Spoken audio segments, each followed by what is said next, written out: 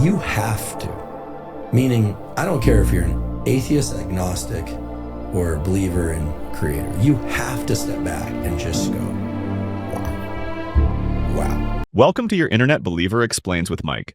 This channel is a place where we explain, defend, and break down Christians' belief with facts and logic in a as simple as possible way for every layman to be able to understand and communicate the same ideas. One thing that is sure as you are watching my videos is that you will learn one argument or fact about Christianity that will inspire you as a Christian. And if you are not a Christian, you are still welcome, since my video can be a source of challenge for you on whatever philosophy or religion you hold on to. Let's dive into the video of the day. When you're talking about the brain and all the, you mentioned it last night, and this had me thinking. It's like, when you think how all that works, I have to take an aside and say, how could that happen in nature is without a creator? Yeah, so, well, here's the thing. We know that the programs, meaning genes, so genes, DNA, and there's DNA, then there's RNA, and then there's proteins. And proteins are the action end of the game where they say, hey, like, grow over here, don't grow over there, become this kind of cell, dopamine cell or a serotonin cell. We know that those mechanisms are incredibly well conserved from mice to humans. Now, certain things happen in the human brain that you don't see in other species, like the elaboration of the parts of the brain that are involved in context and planning, especially. But the memory systems, the ones that control hormones, breathing, heart rate, they're very similar. Not exactly the same, but very similar. Okay. When you start to study and understand brain development, as I did, or neuroplasticity, or dopamine, you have to.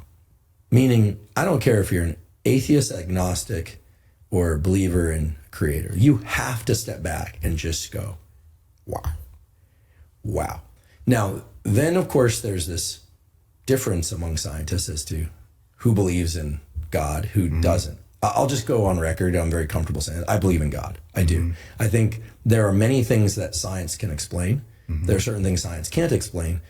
But I'll even go a step further, which is that all the elements of science are entirely compatible with the idea of there being a God. And I'm not the first scientist to say this. Einstein believed in God. Carl Jung, one of the greatest psychologists ever, clearly believed in God. There are many atheist scientists. There are agnostic scientists who are just kind of like unsure, right? And, for me, I'm in absolute awe of biology. It's just incredible that we're sitting here having this conversation. It's language, that there are little sound waves that you're perceiving and understanding. And I think the brain represents the apex of incredible in terms of biology. Like, the heart is interesting, the immune system is interesting, the liver is interesting, but the brain is unbelievable. Yeah. Think about the number of different ways you can move your body compared to another species. Think about what you did today. Think about what I was attempting to do today, right? Yeah. Spectacular. Think about technology, these lights, the, Tesla cars, spaceships. Yeah. The internet. Unbelievable. And yet, oh so real. Yeah. It's great to see scientists of this caliber confessing their faith in God. And as Andrew Huberman said, many great scientists believed in God. The current trend of society, and especially in the academical world, seem to suggest that God and science are incompatible. That if one is doing science, he must be so reasonable that science will somehow lead him to a reasonable disbelief in God. Which isn't true in using the example of Andrew Huberman here, who was blown away by the brain complexity and order. Here are some facts about the brain. The brain is staggeringly complex.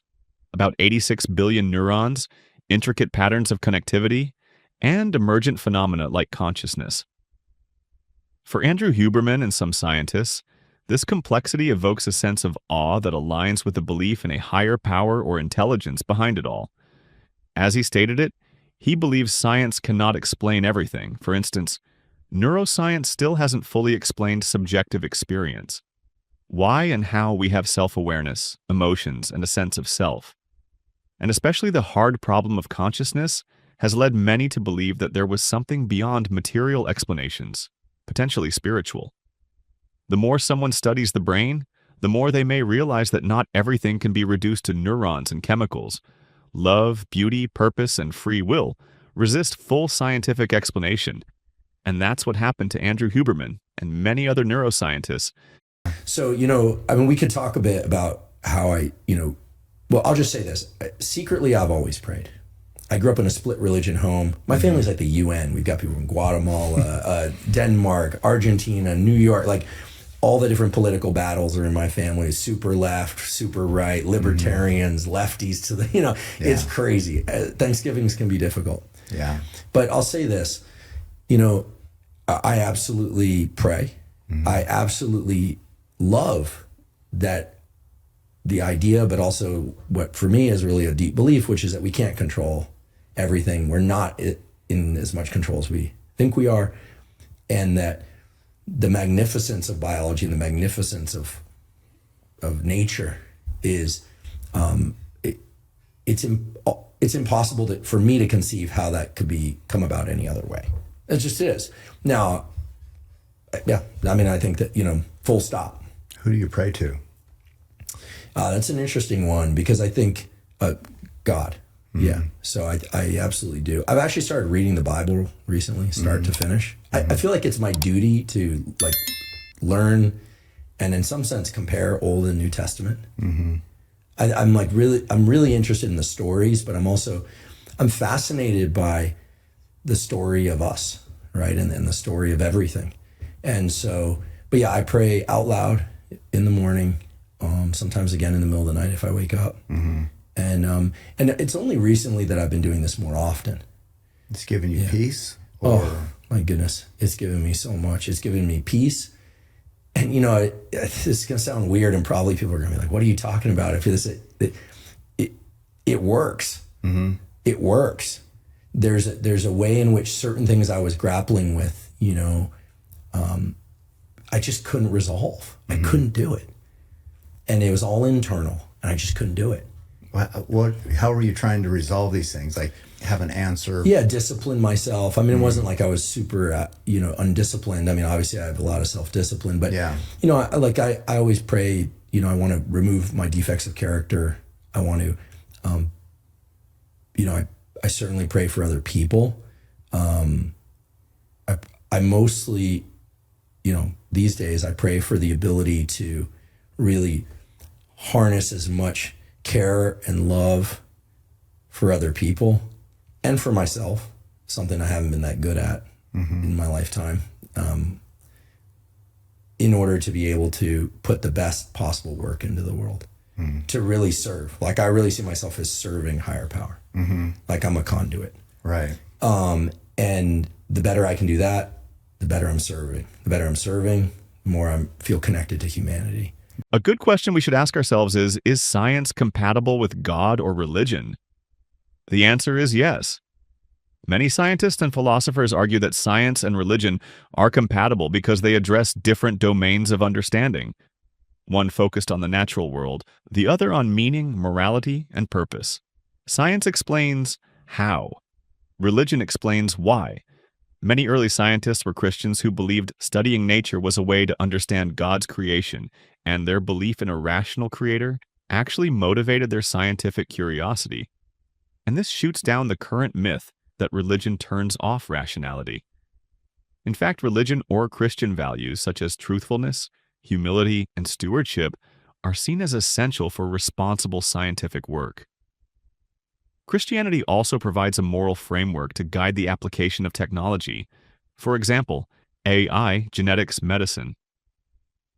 Let me give you now names of great scientists who believed in God, or a God we have.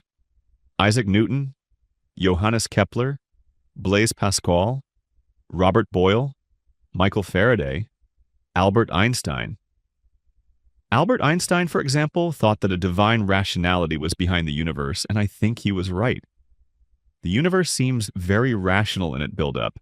We have physical laws, the laws of logic, and all this bring us to the fact that it is self-defeating logically to conclude we can believe that we are rational minds while the universe in which we are living came up from a mindless random process, because if it did, then why should we trust our minds in the first place?